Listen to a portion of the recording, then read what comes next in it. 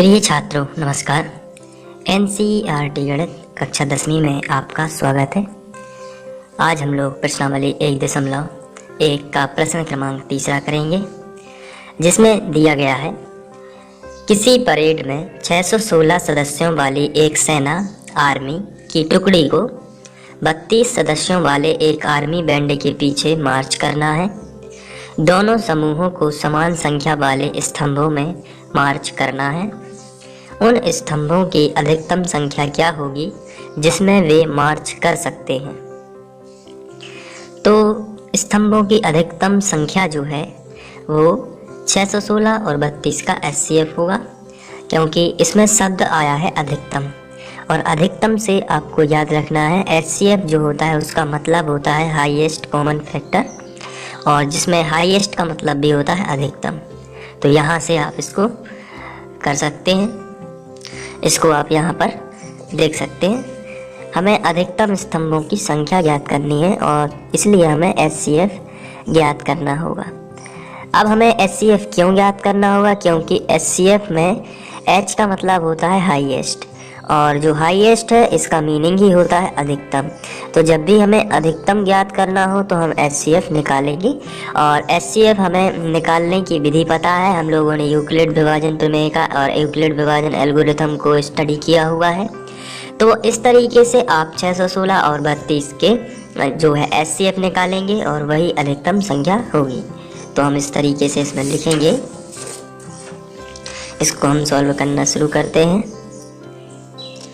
स्तंभों की अधिकतम संख्या जो है वो 616 और 32 का एचसीएफ होगा। तो आइए हम 616 और 32 का एचसीएफ निकाल लेते हैं। तो एचसीएफ निकालने की विधि में सबसे पहले हम दोनों संख्याओं को ध्यान से देखते हैं और इसमें बड़ी संख्या कौन सी है देख लेते हैं। तो बड़ी संख्या 616 है और छोटी संख्या 32 है। तो हम इस तरीके से इसको लिखेंगे, 616 बड़ी है और 32 छोटी है। तो इसमें हम रफ का इस्तेमाल भी करेंगे और रफ में हम इसका भाग देंगे।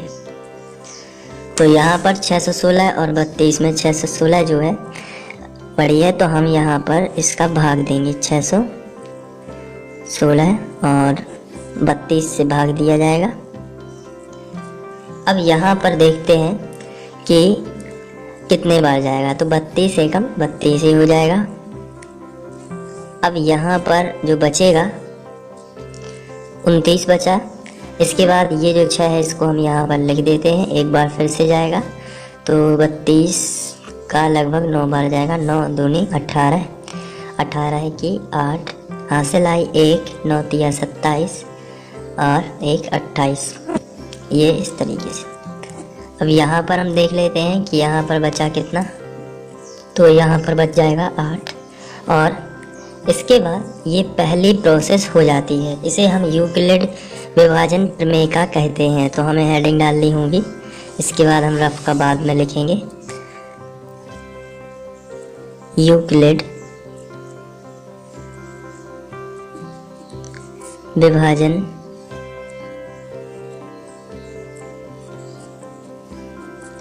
एल्गोरिथम से।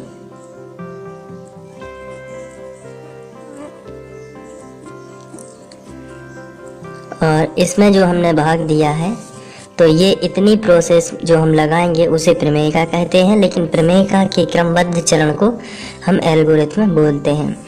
तो यहाँ पर जो बीच में संख्या लिखी हुई है उसको सबसे पहले आप लिखोगे यहाँ पर 616, और इसके बाद जो भाजक है उसका गुणा भागफल में करोगे तो ये आएगा 32 गुणा 19 और प्लस कर दोगे शेषफल।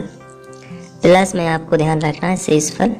ये यूक्लिड की जो है प्रमेय का है, और यहाँ पर तब तक भाग देते जाना है जब तक कि शेषफल 0 ना आ जाए। यहाँ शेषफल 0 नहीं आया है तो हम यहाँ पर लिखेंगे शेषफल जो है वो बराबर नहीं है 0 के। तो शेषफल बराबर नहीं है 0, और जब शेषफल बराबर नहीं है 0 तो आप इसको पुनः एक बार फिर से भाग देंगे। और ये जो है इसे बोलते हैं प्रमेय का। इसको हम फर्स्ट स्टेप नाम भी दे सकते हैं, पहला चरण भी बोलते हैं इसको। तो ये पहला नंबर। अभी HCF नहीं आया है, जब तक शेषफल नहीं आएगा 0 तब तक हम इसको भाग देते रहेंगे। अब दूसरी प्रोसेस में किस तरीके से भाग देना है वो भी देख लेते हैं। जो हमारा शेषफल आया है इसको हम भाजक बनाएंगे, और जो पूर्व भाजक था जैसे यहाँ पर 32 था तो उसको हम बनाएंगे भाज्य। तो इस तरीके से आप इसको बना सकते हैं, मतलब जो पहले भाजक था उसको अब आप भाज्य बनाओगे और जो शेषफल है उसको भाजक। अब यहाँ पर आप भाग दे दोगे तो 8 चौके 32, तो यहाँ पर 4 बार चला जाता है और शेषफल आप देख रहे हैं कि 0 आया है, क्योंकि 32 में से 32 जाएगा तो 0 ही आएगा, यहाँ माइनस होता है। तो ये रफ कार्य है जो कि अब यहाँ पर हम सेकंड जो चरण हमारा दूसरे नंबर का बना हुआ है, यहाँ पर आप लिखोगे बीच वाली संख्या पहले लिखना। जैसे यहाँ पर बीच वाली संख्या 616 हमने पहले लिखी थी, ठीक उसी प्रकार हमें बीच वाली संख्या, अब इतनी प्रोसेस में बीच वाली संख्या जो है वो 32 है, तो आप 32 पहले लिखोगे और इसके बाद जो पहली संख्या इसका गुणा आखिरी वाली संख्या में, यानी 8 गुणित 4 और प्लस में शेषफल आता है। जैसे यहाँ हुआ था पहली संख्या का गुणा आखिरी वाली संख्या, इसका मतलब ये होता है कि भाजक का गुणा भागफल में प्लस शेषफल, और ये भाज्य के बराबर होता है। तो यहाँ भी हम करेंगे वैसा ही बिल्कुल, तो हो जाएगा 8 गुणित 4 और प्लस में आएगा 0, ये शेषफल है। अब यहाँ पर आप देख सकते हो कि शेषफल आ गया है 0, तो जब शेषफल हम लिखेंगे शेषफल बराबर 0, जब भी शेषफल 0 आ जाता है तो ऐसी स्थिति में हमारी भाग क्रिया में जो भाजक होता है वही उन दोनों संख्याओं का HCF होता है। तो 616 और 32 का HCF कितना होगा 8, क्योंकि यहाँ पर शेषफल क्या आ गया है 0। तो आपको लिखना है, अतः है 616 और 32 का HCF बराबर 8 होगा। तो जब 8 होगा तो अधिकतम स्तंभों की संख्या भी कितनी होगी 8, इसलिए अधिकतम स्तंभों की संख्या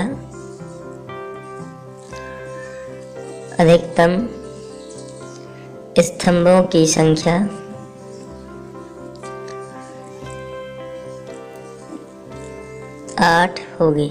तो यहाँ पर अधिकतम स्तंभ जो है वो 8 बनेंगे और उसमें सेना मार्च करेगी। तो ये था तीसरा क्वेश्चन, और इसमें आपको ये समझ में आ गया होगा। और इस क्वेश्चन की यदि आपको नोट्स बनाना है तो नीचे डिस्क्रिप्शन में आपको लिंक दी हुई है, वहाँ जाके आप इसके नोट्स बना सकते हैं और इसको लिख सकते हैं। और लिंक पर जाकर या फिर आप साइट पर जाकर भी इसको लिख सकते हैं। हमारी साइट का नाम है mpstudy.com। तो आप यहाँ जाएंगे जब mpstudy.com, तो यहाँ पर आपको मिलेगा कैटेगरीज में NCERT, और NCERT में अब जब आप नीचे जाओगे तो क्लास 9th और 10th उसी में बने हुए हैं, तो आप वहाँ से नोट्स बना सकते हैं और अच्छे से कॉपी कर सकते हैं नोट्स को और अपने लिए अच्छी तैयारी कर सकते हैं। Thank you.